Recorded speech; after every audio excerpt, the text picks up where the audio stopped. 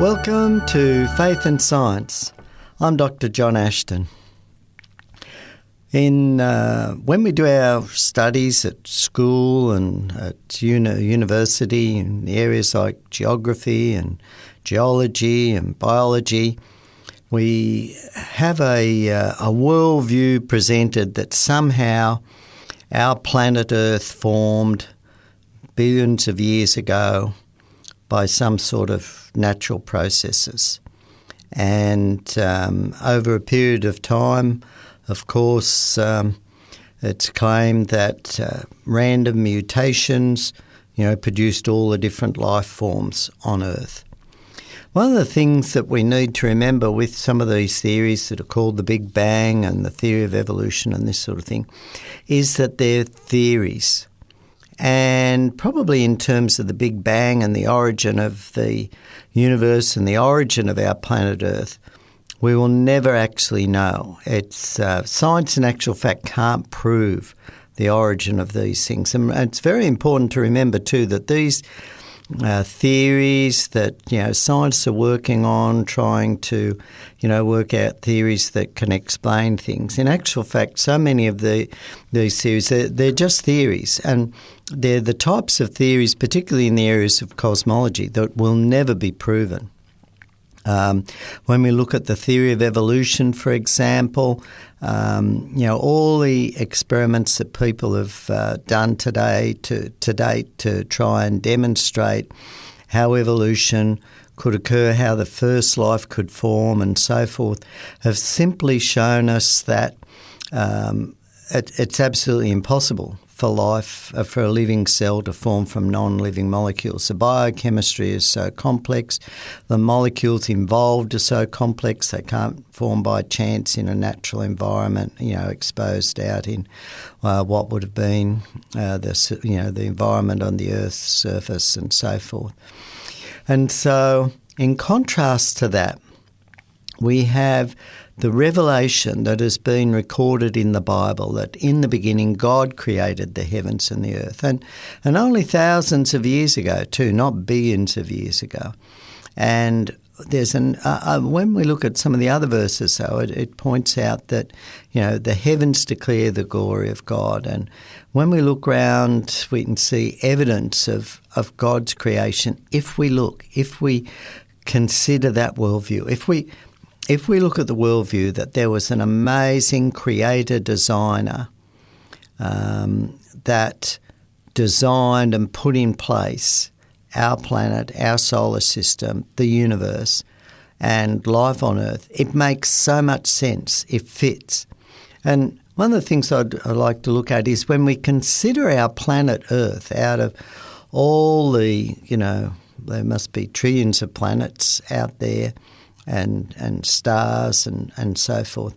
When we look at it, out of what we've observed so far and what we've found so far, we can see, at least in our solar system, it is a habitable planet. That is, it's the only planet in the solar system that supports life. And it supports forms of life, all forms of life that we know of, from the minutest microscopic organism to huge land and marine animals. I think the blue whale is about 100 feet long, 30 metres long. So these are from, the tiny little bacteria that we can't even see with the naked eye through to these animals. But we're in an amazing situation. So we're about 150 million kilometres from the sun, and this gives the Earth an average temperature of about 18 to 20 degrees Celsius. So it's not as hot as the planets Mercury and Venus, which are much closer to the sun, and it's not as cold as Jupiter or Pluto, these outer planets. Now, one of the other fascinating things is that it has an abundance of water. There's a lot of water on the surface of our planet, and this is very unique. And water, will only survive on our planet because of this unique position that we are from the sun. The other thing is that when we look at this biosphere, so this area that constitutes the surface of the Earth, so to speak, so the layer of earth or ground that constitutes the couple of miles of a few kilometres of the layer on the surface of the Earth plus the atmosphere.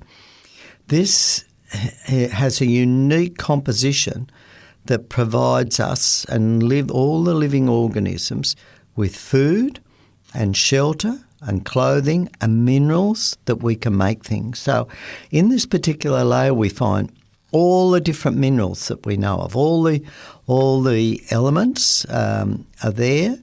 It would seem that we know of that can be mined. They're available there for us. As we're developing all our mobile phones, electronics, we need some of these elements that we call the rare earth elements, and we need elements like lithium and so forth for the batteries, and they're all there. And we have plants that grow that provide all these different types of structural materials that we can use to make to build buildings and boats and houses and clothing, all the different fibres that are available. They're all there. It's really amazing. And there's also stones that, like diamonds and sapphires and so forth that can be polished and made into beautiful items as well. Now, another thing is that the Earth doesn't have the poisonous gases like helium or methane like Jupiter has. In fact, the Earth has an atmosphere that is quite rich in oxygen. The Earth's atmosphere is about 20% oxygen. Now, again, this level is just right. If we had too much oxygen, then everything would burn much more quickly. We'd be in sort of a more explosive atmosphere situation. And it seems this 20% oxygen, again, is just close to a really ideal level for us to operate. And the oxygen, provides part of this ability it's an element with just the right reactivity that it can react with so many things to provide, energy and we can burn as fuels and so forth. Now, again, the way our atmosphere is constructed, it acts as a sort of a blanket and, again, seems to be there to protect the Earth from extreme temperatures. And so when you think about it, the Earth is the only planet circulating our sun on which life as we know it could, and in actual fact does, exist. And so again, I'm sure many of you have seen the pictures of the Earth taken from satellites, and you see the green areas and the desert areas and the blue oceans and the clouds. And when we look at it from outside, it's covered with green vegetation. And when we look at the oceans, there's over 1 million islands, and there's, hundreds and thousands of streams and rivers, and then we've got the continents, and we've got mountains and ice caps, and we've got deserts that produce a spectacular variety of colour and texture. And it's interesting. My wife was reading some articles about the benefits of going into the health benefits of going into some of these areas when we go into mountain areas and waterfalls and even desert areas, and the peaceful and restful effects that these can have on us. These natural environments that the Earth presents provide a range of different types of the environments, and these natural environments seem to provide health effects, unique health effects. And there's all different types of life are found. So we find life down in extremely cold Antarctica, and we find little wingless insects, for example, that live down there in patches of moss and lichen, and there's plants that even grow down there in places. It seems that from the highest mountains down to the bottom of the oceans, there's life, in different types of life living in these places. The Earth, of course, seems to be in just the right position around the sun. It seems to be almost be travelling at just the right speed too. I was reading that if the Earth travelled much faster in its 584 million mile long journey around the sun, the orbit would become larger and it would move further away from the sun. And if it moved too far from this narrow habitable sun, all life path, this habitable zone, all life would cease to exist on the Earth. And of course, if it travelled slightly slow in its orbit, the Earth would move closer to the sun. If it moved too close, we'd likewise perish. It's interesting that this trip that the Earth moves around the sun. It's 365 days, 6 hours, 49 minutes and 9.54 seconds, which is a sidereal year. I was reading where it's consistent to over 1,000th of a second. And people have done calculations saying that if the yearly average temperature on the Earth changed by only a few degrees, or so much of it, life on Earth would eventually roast or freeze, and it would upset the ice-water ratio and so forth. If the Earth rotated slower on its axis, all life would die in time, either by freezing at night because of lack of heat from the sun, or by burning during the day from too much heat. So there's evidence even that the rate of rotation, not only about the sun, but just on our own axis, is just ideal for preserving life. And when you think about, as scientists try to come up with all these theories that this situation sort of arose by chance, when you think about it, there's just too many just right variables. And our normal Earth processes are very unique in this solar system, and from what we know so far, unique in the universe that we've so far discovered.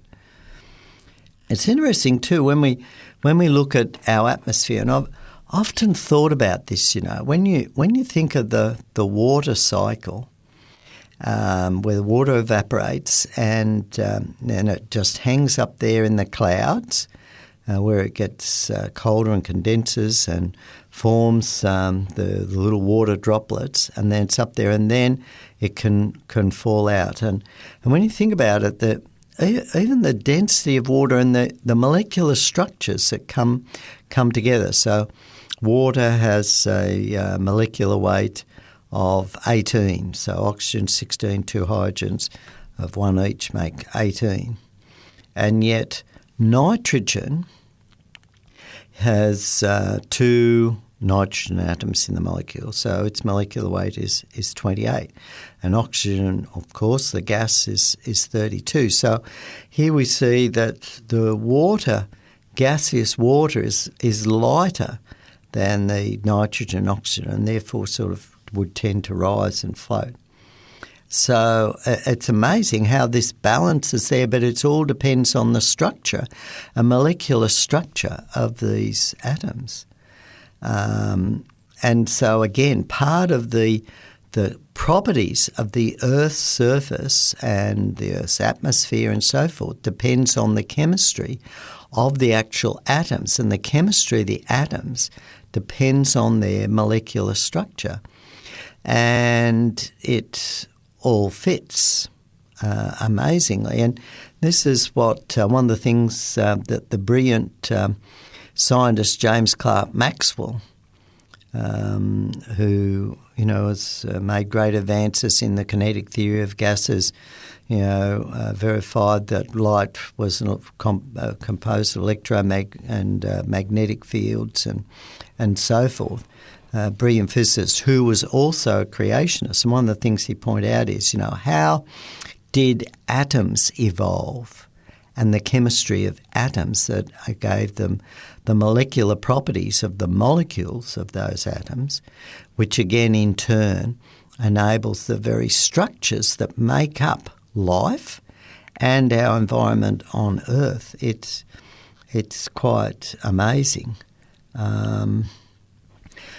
Our present atmosphere consists of 78% nitrogen, 21% oxygen, and about 1% other gases such as carbon dioxide and argon and the water vapour, as we talk about. So, as I mentioned earlier, an atmosphere containing too much free oxygen would be fatal to all of life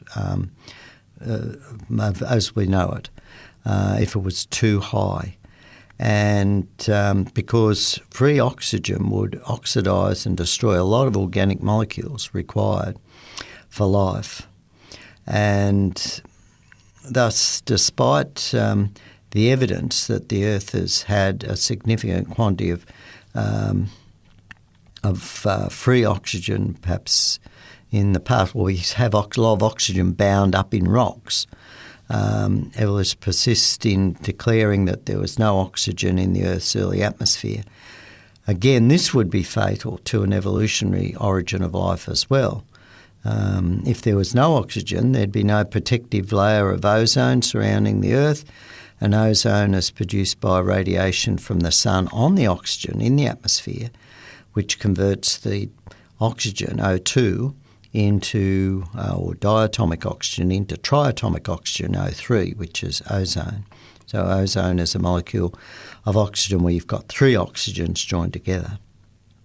So if there had been no oxygen in the atmosphere, there'd be no ozone.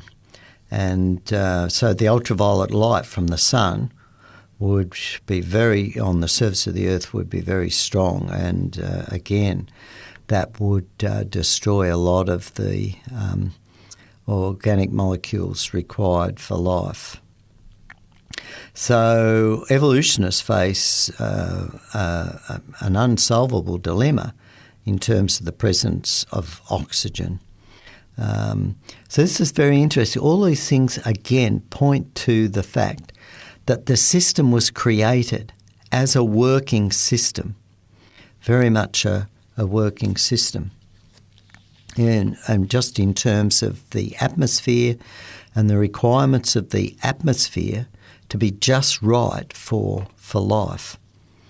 Another factor, of course, is water, and water is truly an amazing molecule. So at the moment, the Earth is the only known planet with huge bodies of water. And about 70% of the surface area consists of oceans, lakes and seas on our planet. And while there are a few other planets that have water, they contain water only as moisture, as vapour on the surface, or as small amounts of ice or liquid water on the planet itself, very small amounts, nowhere near the large amounts that we have on Earth. And water has, again, amazing properties and very unique properties, so that water can absorb enormous amounts of heat without a large alteration in its temperature. So that's its specific heat capacity, it's called. And of course, that's why water is a very effective coolant in car engines, for example. And the heat absorption level is actually about 10 times greater than that of iron or steel. And so during the day, the Earth's bodies of water soak up enormous amounts of heat, and therefore this helps the Earth stay relatively cool. And at night they can release a heat which they've absorbed during the day.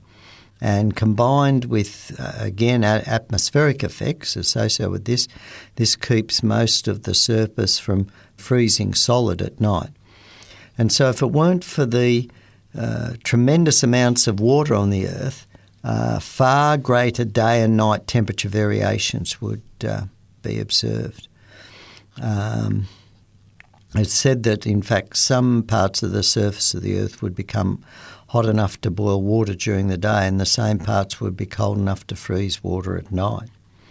So, it's quite fascinating. But water has other properties, and so water contracts and shrinks when it's cooled, as most other materials do, and one of the exceptions is actually antimony, and I think bismuth too. So those two metal elements, they actually expand as they cool.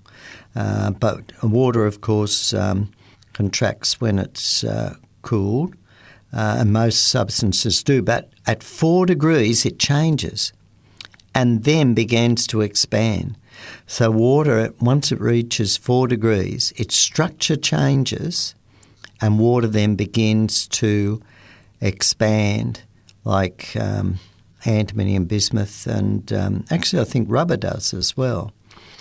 And it expands until it freezes. And because of this, it means that ice floats in water. Otherwise, we would expect ice to sink in water if it continued to contract as it cooled.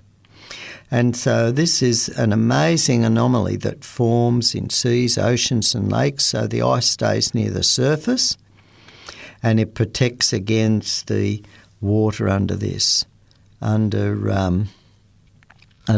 that, again, preserves life in ponds. And it's, again, an amazing feature of this. And this feature of water is a result of the effects of the hydrogen and oxygen bonding that occurs in water, and between hydrogen bonding between alternate water molecules and so forth. Now, this bonding, again, depends on the structure of the atoms involved, the hydrogen atom and the oxygen atom involved, and the way they are combined in the hydrogen-oxygen molecule and the particular angular separation of the atoms as they form the structure of the molecule. And again, this all reeks of design so that the actual chemistry of these molecules will support life. And of course, the fact that this ice stays near the surface when the sun heats it during the day, and the warm water below, it melts in summer. And the fact that this effect in the different density of water also helps produce currents, water currents, due to the heating of the sun and the cooling at night. And this, of course, with the Coriolis effect, helps produce the ocean currents. So there's so much to it that all these things, though, when we think about it, they're necessary to preserve life. So not only do we have life there, that we observe around us, but we also need conditions to preserve life. The other thing, of course, is the role that the sun plays. Of all the energy that the sun gives off, I was reading only about 0.45 billionths of its daily output reaches the Earth. And yet the sun provides the Earth with a huge amount of energy. Someone's done a calculation that the sun provides about 239 trillion horsepower, or about 35,000 horsepower for each person. And, of course, this was done a few years ago, so it would be less than that now because populations increase. it's amazing that, again, this amount of energy that we receive from the sun, and the sun's producing such an enormous amount of energy, but the amount of energy that we receive here on Earth is just the right amount. And then, of course, we've got the moon. Now, if the moon was much larger or nearer to the Earth, huge tides that would result would overflow into lowlands and erode mountains. If the continents were levelled, it was estimated that water would cover the entire surface of the Earth for over a mile. And if the Earth wasn't tilted at 23 degrees on its axis but was, say, on 9 degrees, we wouldn't have the 4 seasons. And, of course, without the seasons, a lot of life would not be able to exist on Earth. The poles would be in eternal twilight, and water vapour from the oceans would be carried by winds according to towards the north and south, where freezing, where it would freeze when it moved close to the poles. So again, the whole surface of the Earth would change, and it would become inhospitable. And so just tiny changes would render the Earth unsuitable to support life. To me, this evidence, and I only talked about a small fraction of this evidence for design in the structure of the Earth's surface. To me, it's just overwhelming evidence that our planet is just so unique, and it fits the Bible description that the Earth was created special. It was created specially for life, and we were created specially to enjoy that life here.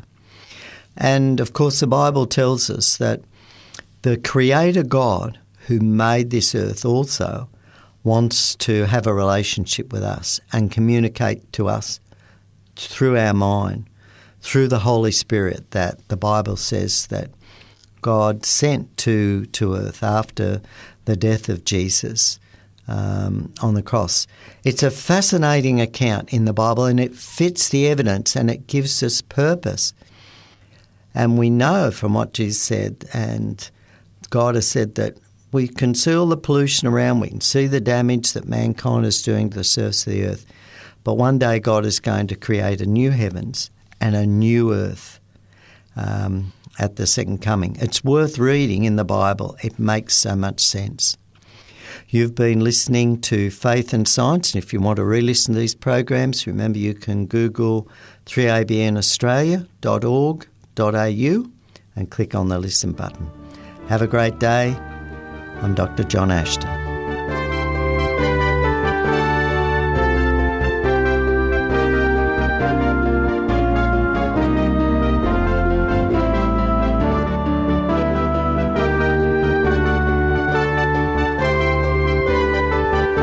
You've been listening to a production of 3ABN Australia Radio.